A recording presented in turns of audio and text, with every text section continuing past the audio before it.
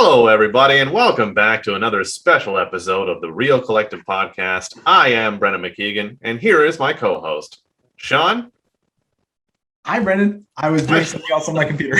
I'm here. Hi, Sean. Thanks for coming today. This is the Real Collective Podcast. Today's episode, if you're having a good time with this one so far, the last 30 seconds and all the other ones prior, give us a like, subscribe, and share. You can download us on the Apple Podcasts and on Spotify, so check it out there.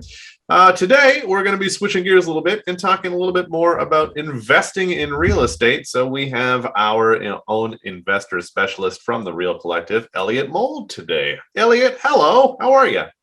I'm doing well, Brendan. How are you? I'm well. Thank you for asking. I appreciate it. Elliot is no stranger to the world of investing.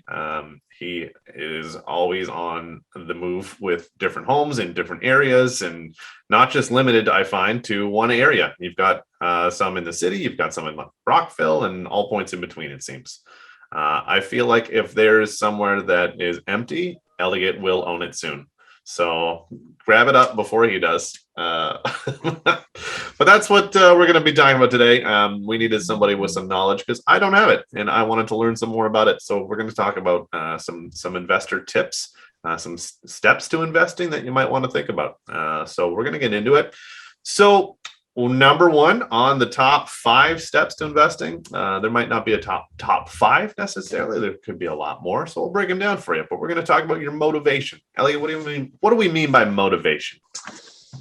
Well, Brendan, I think motivation, when it comes right down to it, is what somebody's hoping to achieve, right, with real estate investing. And I think right off the bat, people often think, oh, well, I want to make extra money, or I want to make money, or I want to, something is some sort of financial incentive.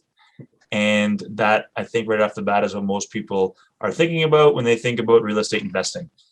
And that is a great thought for sure. And I think it's important to go a little deeper in terms of what are people's goals, right? And a financial goal could be, extra money every month, or it could be some sort of tax break. It could be appreciation over time. So all those things really, all those questions need to be asked to really determine what would be the best path for somebody in real estate investing, and then go from there. So some people, depending on, and here's the thing, it could just be motivation or lack of motivation, right? Some people think they want to do something, and then when they hear about all the stuff that's involved and all the work that needs to be done, the motivation might not be there. Right. I think, sorry, Brendan, I think there's a lot of people who get this idea that, oh, hey, I can invest in real estate. I can become a multimillionaire as if I just go and invest in real estate. And then, like I said, as soon as people start to understand, okay, well, this is work. Like, okay, I've got my full-time job and I'll just, get a side hustle. Well, maybe my side hustle will be investing in real estate. Well, there's more to it than that. It's not just like a set it and forget it sort of thing. It's something that you've really got to focus on and pay a lot of attention to. And the people who are successful investors that we work with are people that sort of do it as their full-time job, right? And so having that motivation, there is a great potential to really get some, either improve your net worth or get some more financial security in your world and in your life through investing. And I think a lot of people see the end, and then not a lot of people see the work that has to go into it. And a lot of times that work turns them off. So. Yeah, I want to make sure that we're not overwhelming people who are new. It's not a case of either you do this full time or don't do it at all. Everybody essentially, typically, I would say, started doing it on the side. And that's how I would say just what everybody would begin this process. And then it depends, how well it's going for you, how much you like it, how involved you want to get. We have plenty of people, or I know plenty of people or clients who might purchase, 1 or 2 or 3 investment properties throughout their lifetime, and that's it. And they're quite satisfied with that, and that meets their goals, and they have no desire to do any more. Some people might do 2 or 3, but they've wanted to do more, and they don't know how to get to that next level. So we definitely meet people who are in those situations, and we help them get to that next step. And then there's people who, once they start, they just can't stop. And then they make that decision when they get to some point where they realize, hey, I could replace my income from my career with this, and make that decision to do that full time. So Yeah, that's like the P Diddy can't stop, won't stop method. I could see it becoming a very addictive thing when you start turning some good profits on these investments. And you're like, really? Well, why don't I just go do that again? Like, if this is making this much, I should keep doing this. That's got to be an easy thing to sort of slip into, which kind of ties into the second one, because you want to make sure that you have the funds to be able to do that. That's right. So like what, I guess the first thing that you got to do is make sure that you have the funds. Otherwise, you're kind of stuck, like you said, Elliot, renting out a room in your house. Yes, Brendan, that's right. I actually got started that way. And I purchased a home, a townhouse with a 3-bedroom townhouse, and it had condo fees and there were expenses. And my plan right off the bat was to rent out 2 rooms. And I did that. And that's how I got started. So that's what I would call, there's some different ways of investing. And that would sort of be the most preliminary one, is just to take a space that you have and create additional income for yourself. And that would be in your own home. Now you're sharing a kitchen, you might be sharing a bathroom, but it's a way to get started. And many people have started that way. And it's definitely, when you're in your 20s, you're not as worried about having your own space. You're not as worried about privacy. So maybe you don't mind sharing your area with someone else. And that's a good way to get started. Now, it's funny. I will say this, is that when you're beginning off, you kind of need, in most cases as a beginner, to have some money and to have access to some funds, right? But the people who are the most experienced actually are using none of their own money. So we'll talk about that further. That's more of a deeper discussion. I think we're sort of keeping this to more of a beginner's guide to investing, but there are ways to invest without any of your own money. And that's a little bit more of an advanced strategy. But yes, access to funds. And that could be, maybe you have some equity in your home. Maybe you're living in your first home and you have some equity. Maybe you're renting a place and you just have to have some money in the bank. Or maybe your parents are willing to help. I saw somewhere they calculated the total amounts of money that I think parents had given their children this past year towards home purchases. And it was a huge number. Sean's nodding. He may know what it is. Sean, do you remember what that article said? Yeah, I don't remember what the number was, but I remember looking, it was like either multiple millions or like multiple billions. Like it was a lot of money that transferred from one generation to a younger generation for the purpose of purchasing a house in Ontario. It wasn't just like in Canada or anything. It was in Ontario. So there was a lot of money that transferred that way. And you made a good point earlier. And I think a lot of people who are our contemporaries, like men in their mid 40s or for whatever, people that own a house, a lot of people's houses have gone up in value significantly. So when we're talking to the mortgage brokers are saying, yeah, you know what, we're doing refinances on a lot of people's houses that they've owned for 3, 4, 5 years because the values have sort of skyrocketed. And if you don't want to move your house that you're in right now, a lot of people are starting their investment journey because the value of their house has gone up so much, they can pull some of that money out of their house and use that towards purchasing an investment property. So that's there's lots of different ways to get funds. Yeah, I think that's probably the biggest one. I mean, that's the easiest.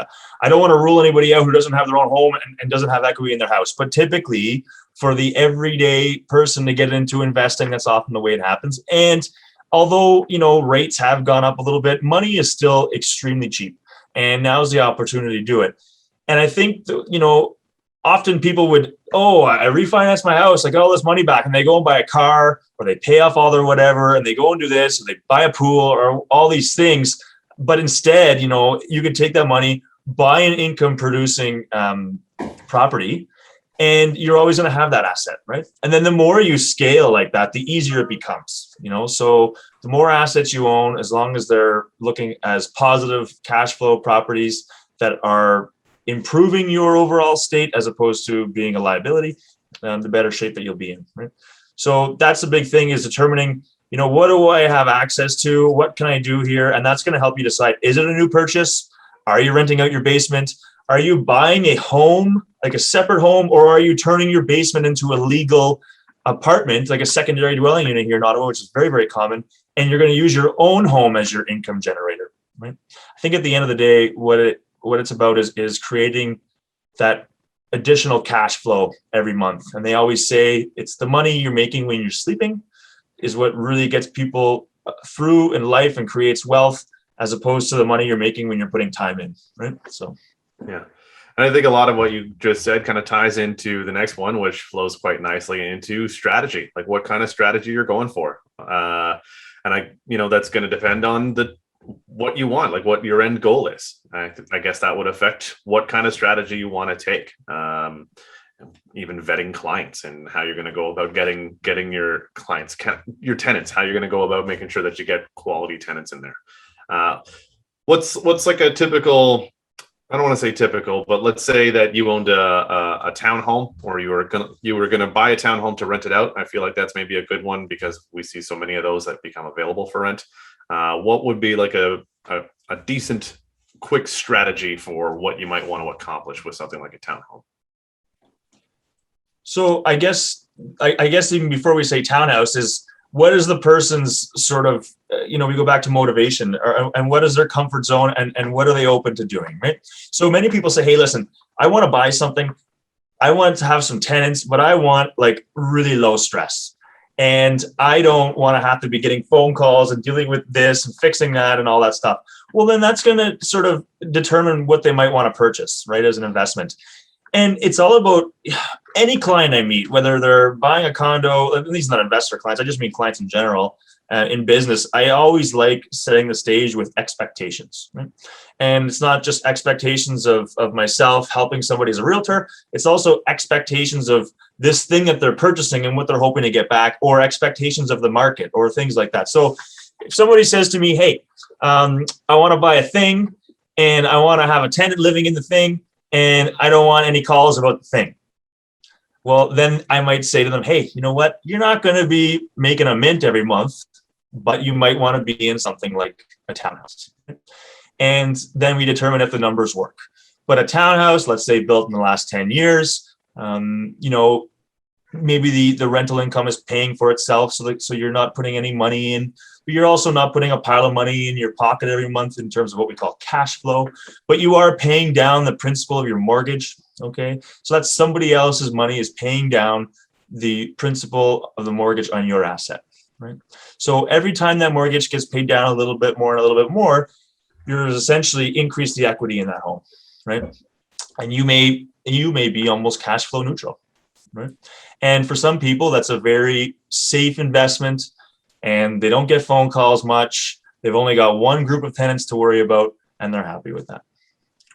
So in terms of your townhouse option, that would certainly be something, that would be open. That would be an option for somebody looking to purchase a very simple, basic, straightforward investment in Ottawa. I know that you've done some other things at similar type properties where you've catered to students, and a lot of those are maybe separate homes, but you've talked about a strategy that I quite liked, where you furnished rooms and you have like the cable and internet packages for qualified students coming to school. Yeah, so that's another way to take what would be otherwise just a single family home, and a market rent for a property like that might be, let's say, $2,300, right? And then there's a ceiling to what you can charge one group or one family or one couple, whatever that might be. You could take that same asset and really maximize it by bringing multiple people into that home that are sharing it together, and they're each bringing their own rental power or their own financial power. Often it's their parents' financial power because they're getting help with the rent while they're going to school. I'll take their money too, that's okay. And what we do is we create a nice living space for these people, and they come together and they share it. And there's nothing better than a parent bringing their child to their new place where they're going to go to school and they're going to live at, and be like, oh, wow, this is so nice and clean. I really love what you guys have done with it. I really feel good and safe about my child living in this home while they go to school. And they've come together and they're furnished. So you're not having people move in and out every furniture all the time. And, so there's things like that make it a lot easier, and you can charge a little more rent. So that same property that might have got $2,300 with a family is now maybe getting $4,000 because these people are coming together and they're each saying, hey, I'm fine paying $700. And when you get a few of those people, well, then that number gets up for the income. Now, how much do you want to be involved? I tell you, those places at times are a lot more work. There's a lot more moving parts. You're dealing with, multiple people, multiple points of contact, and things like that. If the furniture breaks, or I tell you, when you're providing internet and the internet's not working very well, those gamers, they're on the phone fast and they're pretty upset. So can't pause it when it's online. Can't pause it when it's live. Those crafts aren't going to mine themselves. Yeah. So I mean, we talked about a few different strategies. Some words that come to mind are things like, and I think you alluded to it before, house hacking. So we've heard that in places. What does that mean? House hacking. So I it gets used many different ways, but my take on house hacking would be using the house that you have and having some sort of way of having a side hustle. And typically it could be anywhere from renting a room in your home to somebody else. You're using what you already have.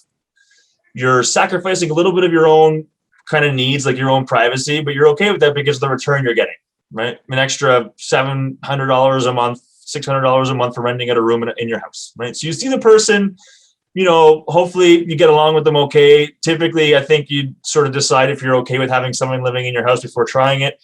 And then you go ahead with that. And so you're using your own house, you're hacking it, you're turning it into an investment as well, right? Because it's providing you some return.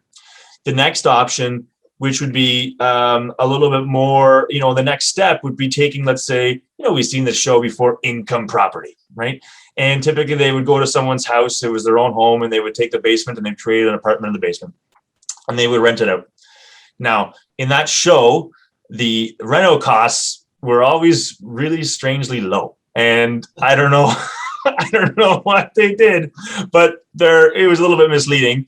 And, having done it myself and having helped many clients go through the process, I have a really good idea of what that average cost would be to take a typical basement apartment and turn it into a legal secondary dwelling unit, which the city of Ottawa has promoted over the years. And it's something that that is definitely an option for just about every property in the city, as long as the property itself meets the zoning requirements for that area in terms of lot size. You can do your thing and make it safe and make it nice and have people in there, and you're still in your own home. You haven't purchased a new property, and you've turned your own home into a nice income generating property, and it's a total separate unit. So that would be, I think, the second step of house hacking is hacking your own home and turning it into not just your own primary residence, but an income generating property as well. Yeah, I guess the difference is in the first one, you're sharing a kitchen or laundry facilities with one or maybe two or maybe three other people, depending on the size of your house, versus in this one, you're like each person has their own separate spot. So you don't have to worry about cleaning up someone's mess in the kitchen, right? And you're not seeing the person every day. You've got your own space still. I mean, you don't have your basement anymore, but you still got and here's the thing. You don't get anything for nothing, right? So there's always a trade-off, and it's how much do you want to trade off, right? Somebody who's younger, who's bought their first home or is buying their first home, might be open to having 3 or 4 people living in there. And if you have 3 or 4 people living with you and they're each paying $600 a month, that's pretty good. And I have clients who have done that, younger clients. If you're in your 40s, maybe not something you really want to do. Maybe you're looking more at the SDU thing, right?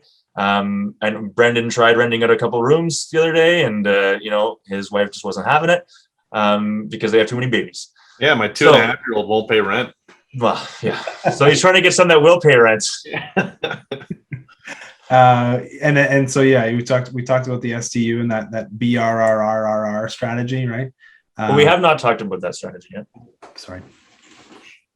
I'll let you talk about it then. Well, is that next on your list, Brendan? Let's go with the BRRRR. That time of year. Yeah.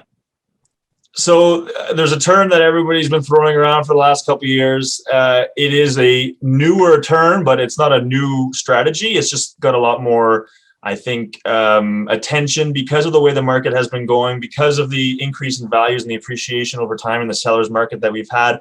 Values have been going up. So it's been a great opportunity to not just increase the value of your home through what they call active appreciation, which is like a forced appreciation, so like a renovation. You're also been catching on to the market curve in terms of values going up. So that would be the buy, renovate, rent, refinance, and repeat. I feel like it should be called the BRRRR. I like it. The next one that we had is the basic. Basic buy and hold strategy. Yeah. So do you want me to explain the BRRRR first, or? Sure. Yeah. Why not? Okay. So all those things are, just explained in a sentence, are you buy a property, okay? You renovate the property, right? And you're renovating this property with the intention of renting it out. So this is not a flip, okay? This is a property that you're going to buy and hold. So you're buying it, you're renovating, you're increasing its value and making it nice. Maybe you're creating a second unit in it. Then you're going to rent it out. And you're going to rent it out at high market rent. The place looks beautiful. You're going to get good tenants. You're going to get good rent, okay? Then you're going to bring the appraiser in. The appraiser is going to come and see your beautifully, recently renovated property that is rented at high market rent. And he's going to appraise your property accordingly, hopefully, and give you a nice high appraised value. Then you're going to take that appraised value and you're going to go back to the bank and you're going to say, hey, this is what my property is worth now. And it's worth way more than what you paid for it. Okay, hopefully. And then you're going to pay yourself back some of that money when you do the refinance. So you're going to get refinanced at this higher value. There's going to be a difference in terms of what you're into the property for with the renovations and the cost, and then what it's worth now. You're going to pay yourself some of that money back, and then you're going to repeat. Okay, so the repeat is go and do it again. All right, and this is definitely a strategy that has worked very well in the current market that we're in. Perfect. Love it. Now we're moving on to the basic model. Fire away. Just a buy and hold strategy, right? Okay. So standard buy and hold. So this is a strategy that was more common in let's say a buyer's market, okay, as opposed to a seller's market. You just look on the MLS, find a property that is listed somewhere, and you might have 2 units or 3 units or 4 units. You run your numbers. I'm not going to explain how to run numbers here, but I can certainly, explain that to somebody in a separate conversation, or you can look online, stuff like that. But you run your numbers, you find, hey, I like to look at these numbers. I like this option. And you go and you do your due diligence and you purchase the property. You're inheriting tenants that are already there. You're okay with the rent that they're already paying. You've run your numbers on the income and the expenses, and the property works for your financial goals. And that's something that you would purchase. You'd buy it and you'd hold it, and you really don't do anything until, let's say, somebody leaves. So you might field a phone call for a leaky faucet or a toilet that won't stop running, things like that. And you just go on your way and you collect the monthly income, and whatever cash flow there is goes into your pocket. The property appreciates over time, and you're also once again getting your principal recaptured with the mortgage pay down from the rent. Right, the same as before, and that's throughout any market. That's always your option. That's your easiest option as it relates to actually buying a property. So it's not totally passive, but it's the most straightforward thing where you're just focused on buying something off the shelf. This is what it is. I'm fine with that, and I'm going to keep going with that. We didn't put on our list of things to talk about real estate investment trusts. So I think all the stuff we're talking about is more hands-on. Yeah, more like you take it. And the last one, I'm stealing this away from you, Brendan. I'm sorry, but the last one is to flip a house, right? And you've heard about so there's other shows on HGTV about flipping. Mm-hmm. Always with small rental budgets. Yeah, and complete within half an hour. Yeah, exactly. So that I think is pretty much an easy concept to understand. You buy a property. Hopefully, you get a good deal on it, and then you come up with a plan. You renovate the property, you list it, you sell it for more than what you have in it, and whatever proceeds you get, you've just essentially created more capital for yourself. So often, what people who were capital light would go and they would start their investing journey with flips, because flips was a good way to raise capital. Okay, so that's what somebody would do. They'd go and raise this capital so that they could then go and buy an asset that would be a buy and hold. But until doing so, they didn't have enough capital, right? There's all kinds of ways now around access to funds and private money. And it's, they're not new concepts, but they're definitely more at the forefront now than they were before. People who were doing this years ago, they had access to borrowing money off people, but it wasn't like talked about so just out there. Now there's all kinds of money around to borrow, right? So capital not having access to enough or not having enough capital now is an easier solution, I feel, than what it was maybe 10 or 15 years ago, right? You don't necessarily have to flip to raise the capital yourself to then be able to have the capital to buy something, I guess is what I'm saying. You can borrow that capital. And there's no shortage, it seems like. I mean, I was just doing showings in a neighborhood and pulling up some comps, and the last two, especially for the Ottawa area, have made a substantial profit by doing a flip. And if you get those good deals, they're out there, and they're, like you said, that'd be a great way to get yourself some capital to get yourself started. Mm-hmm. We are going to jump into our first break. Then we'll come back, have a quick little convo with Elliot, and I'm going to do our wrap up. This is a video that these two fellas did for 24 South View. So take a look at that. And if you like what you see, like, subscribe, and share, and then we'll be right back.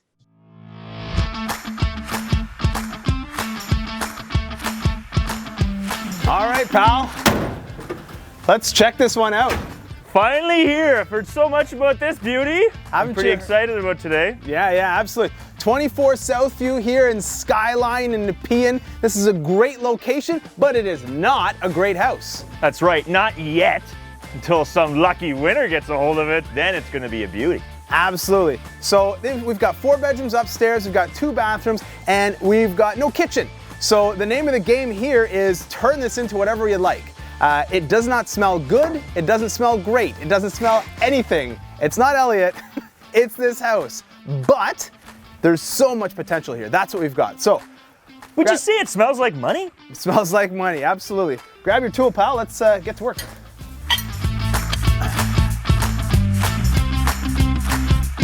Now, coming in the front entrance of this home, you know what? I'm not greeted by great ceramic tile, but I don't need to take my shoes off to get to the bathroom here. I can leave my big boots on all over this one. I love it. Now, off that front entranceway, we've got this huge open great room with an entire panel of windows, and it leads all the way back here into what would be your dining room, and that connects right back through with the kitchen. Of course, we've got hardwood floors all throughout here. Beautiful. Those floors may be beautiful, but this kitchen is not. Not yet anyway. But look at the great space in here. You can have a huge kitchen and a nice eating area right here. And adjacent to that is your main floor 2-piece powder room, ready to go. Toilet included. Now the thing that makes this home so unique is that you've got this extra bonus room here. If you're converting this home, you could turn it into maybe a secondary bedroom on the main floor and use that 2-piece powder room and convert that into a nanny suite on the main floor. There's so much potential with this home because of the amount of space. So we've got 4 bedrooms on the second floor, and this is the largest of the secondary bedrooms with a great window and view out the front. Secondary bedroom number 2, a great view out the back, and all you can see is trees. This is probably the smallest of the secondary bedrooms. Great for an office, work from home space, whatever it is you like. This is the 3rd of the secondary bedrooms. It's probably about mid-size between the first 2. There isn't even a hole in the ceiling, and you can see out the back, and you've still got that great view of trees and nature. And this is the primary bedroom. Elliot, what have you found? Well, I tell you, this is a great size primary bedroom, but you know what? I found quite a bit of damage. I think we're gonna have to take it all down to the studs. Haha, you mean like you and me? That's right.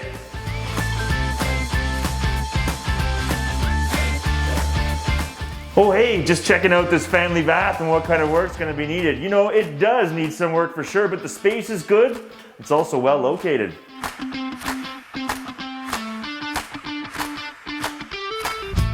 Oh. Oh. Think you got a problem.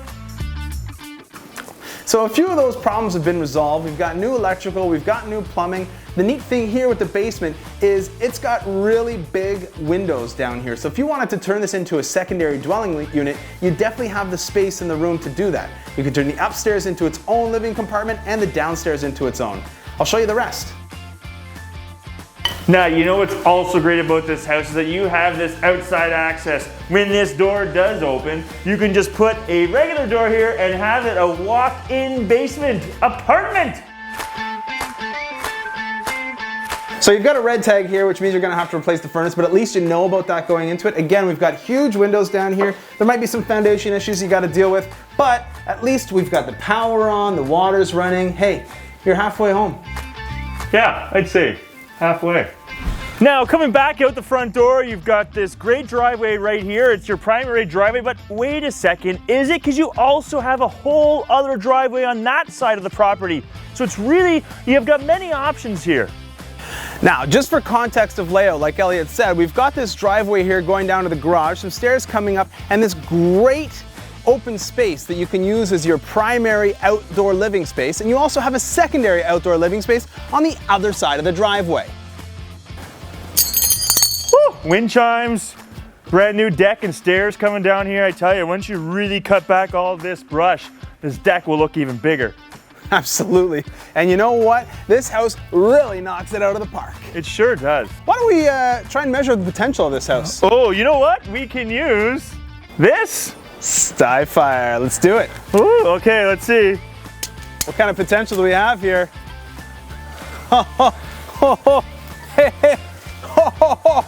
It just keeps going. So this is a great property for those contractors, those investors, whatever it is, someone wants to take on a project like this. Awesome opportunity. Absolutely. If you guys want to see it or any other investment properties or regular homes that aren't exactly like this, as always, give us a call. The phone number is 613-314-3187. And until then, Skyfire out.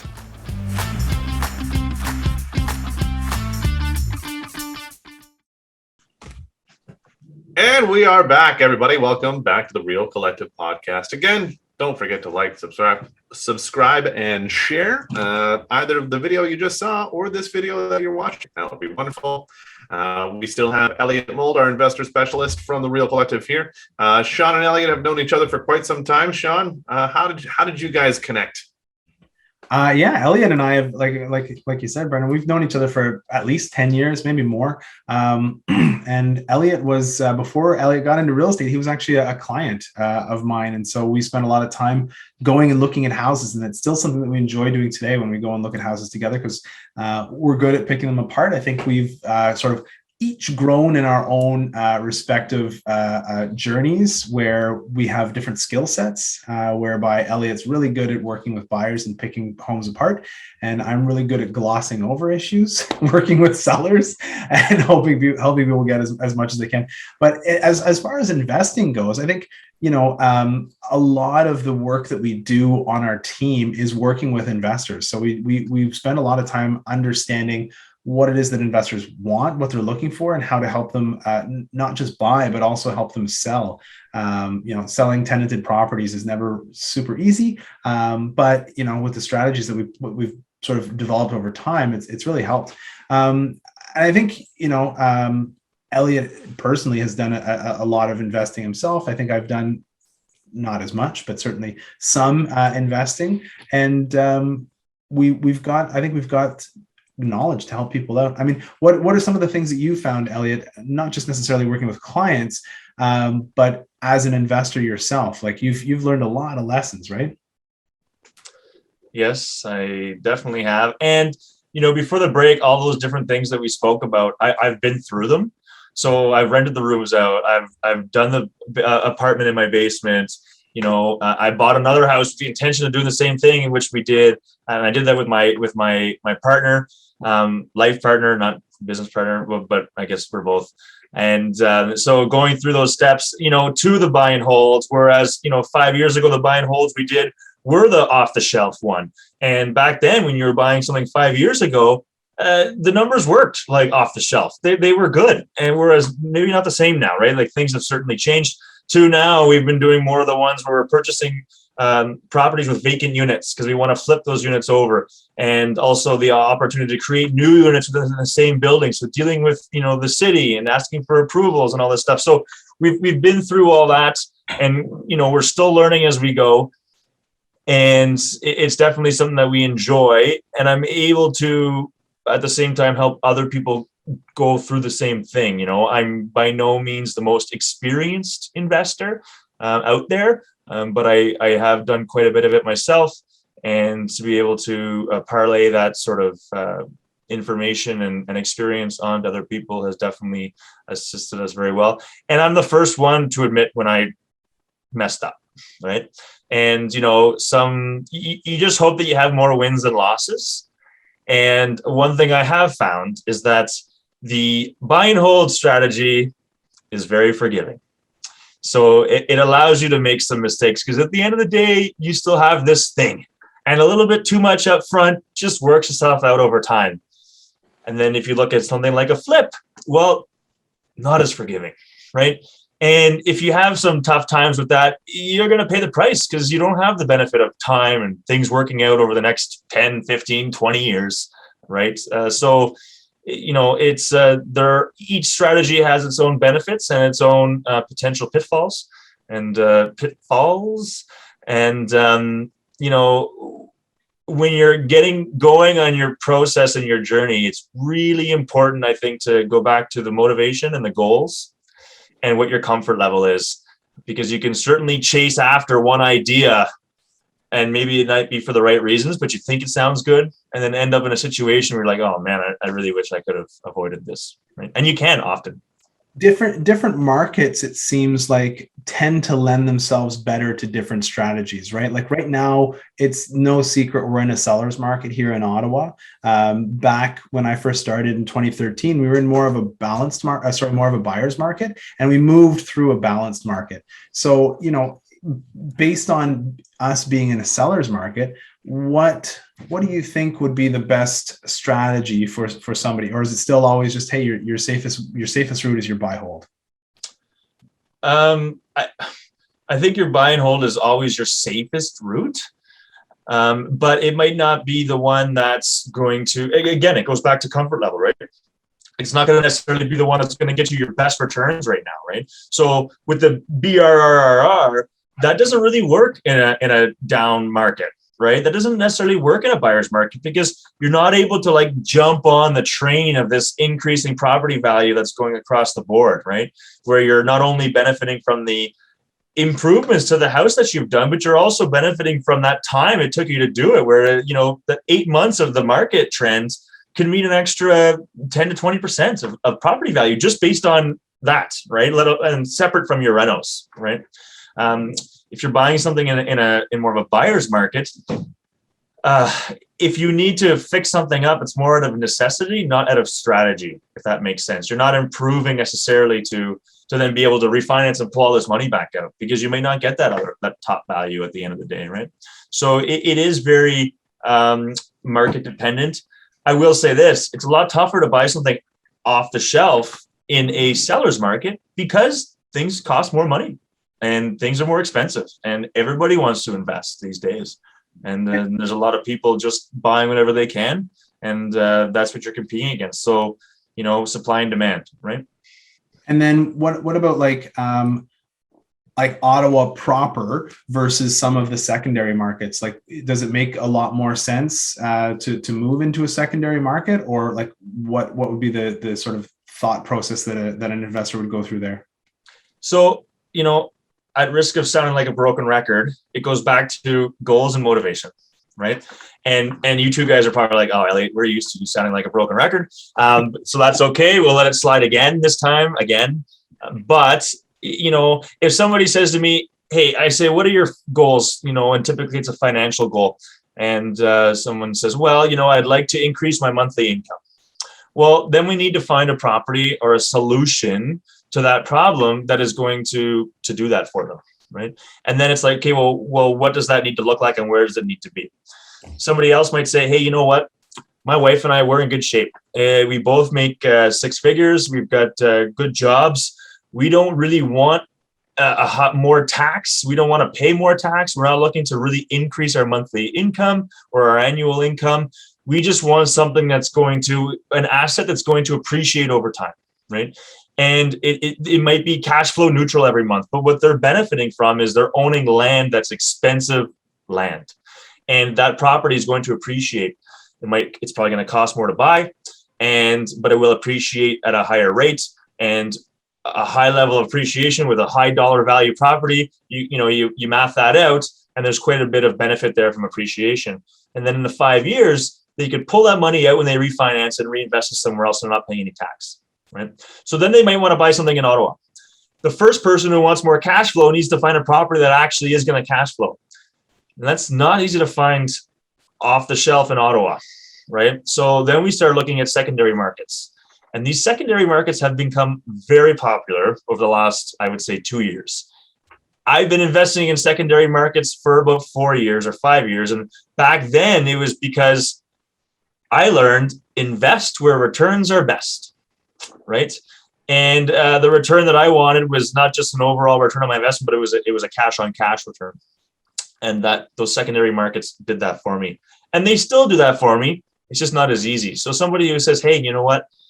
I don't have a whole pile of buying power and I also want some monthly cash flow, then we're looking at secondary markets. And those markets are in the surrounding areas from Ottawa. But, we talked about, highways and people who are living outside of Ottawa and driving in every day for work and stuff like that. These secondary markets that used to be, I think, sort of perceived as being far away, really geographically aren't that far anymore. And there's a lot of people making that trip every day. So if you need to make that trip once or twice a month to go check on your property, a lot of people are fine with that if it means they're going to have some cash flow. We should call you the real estate hipster, the real estate investing hipster. You're 5 years ahead of the curve. Well, before it was cool. That's right.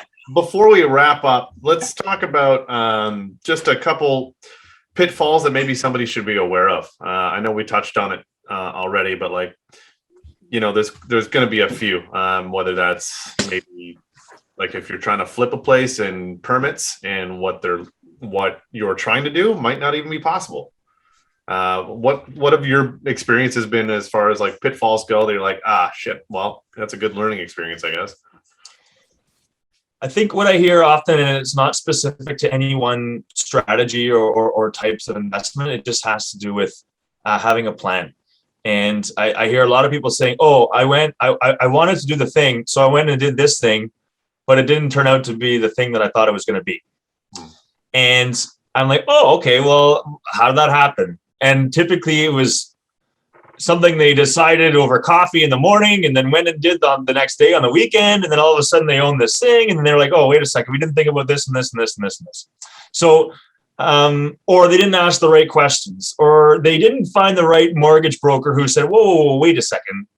This is not what you think is your one option is not your only option. If we do all these other things, you can do all these things. And, it's just really, I think the pitfalls are people not getting in touch with the right people when they start. And I think it's very important to surround yourself with the right team. The team, right off the bat is the mortgage broker and a realtor, right? An investor-focused realtor. You want to be able to talk to somebody and get all the information without having to ask the questions. I think that's very, very important. You want a mortgage broker or a realtor to give you all the information and to answer the questions for you that you haven't even thought to ask. Okay? And, too often I hear stories, people say, oh, well, I asked the mortgage broker if I could do this thing, and they said yes. So I went and did the thing. And I'm like, well, did you ask them if you could do this and this and this and this and this thing? No, I didn't ask.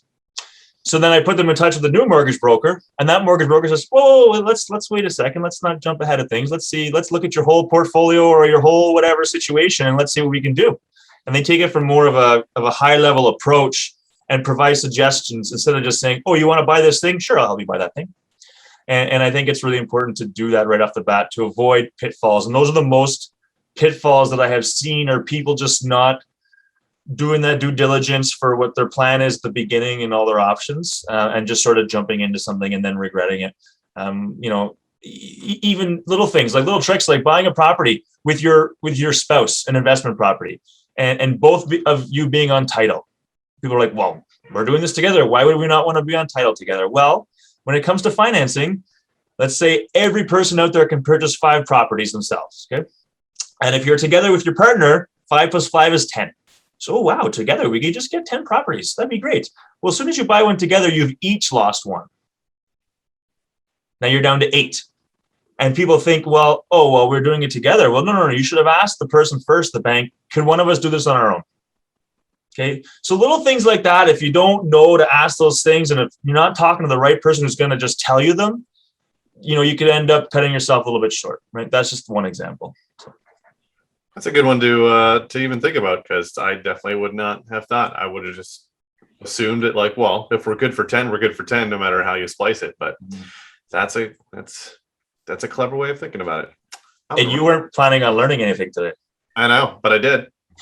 I wasn't planning on trying to convince people that I knew more about investing than I did. I was here to help facilitate and listen to the people who do.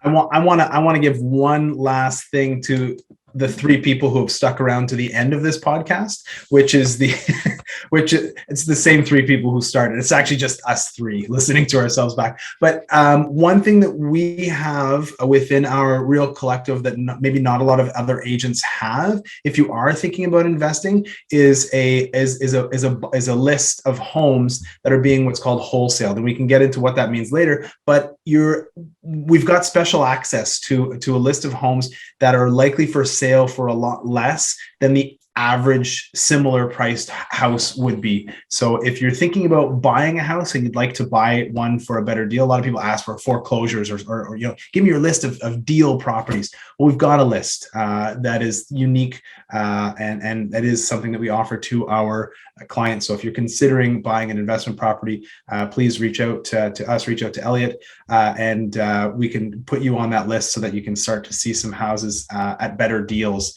than what you might find off the shelf or on the market. So that's my last piece.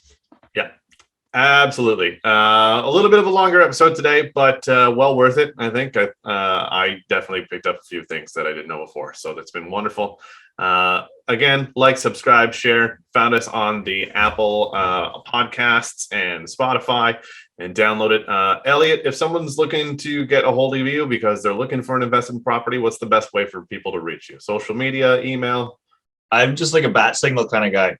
Okay, great. So we'll send out the just sign it up in the air. Yeah, and I'll come running. No, jokes aside, like I said, I'm a pretty simple guy with my backdrop here. I'm also a very simple guy. You can just look me up, Elliot Mould. I am the only one, Mould in Ottawa. You can get me on Facebook, or you can get me through the realcollective.ca website. Either one is good. Or just ask your neighbor, and they probably know how to get a hold of me. it's true. Everyone has Elliot's number but you. So ask away, everybody. We're going to get it. Thanks for being on the show, Elliot. This was great. I really appreciate it. Sean really appreciates it too. I'm Brendan McKeigan. This is Sean Tassé. This is the Real Collective Podcast. We'll see you guys next time.